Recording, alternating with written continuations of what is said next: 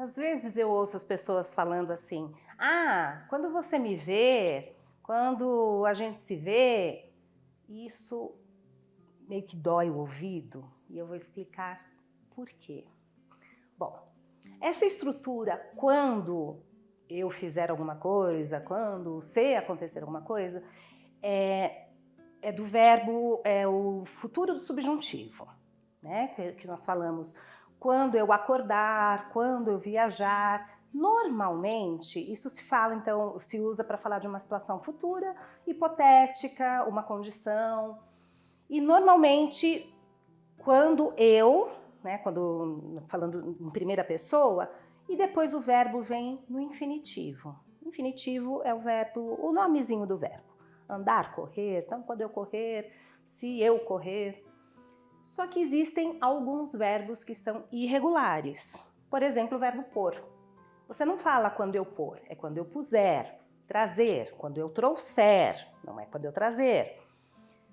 Existem alguns verbos irregulares, né? Então tem o puser, trouxer, quando eu... agora só tá vendo esse ver na minha cabeça. Mas vamos pensar no verbo vir. Você não fala quando eu vir, quando eu vier, né?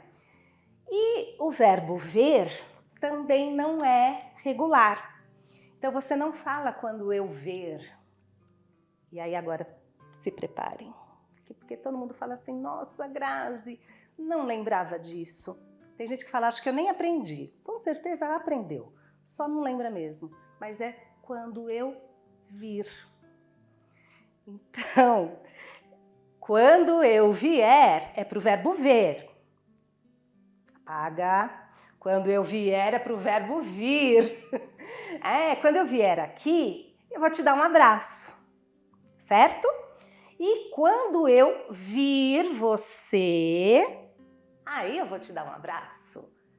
Não é quando eu ver. Então agora não vai mais fazer essa troca de ver e vir. Combinado?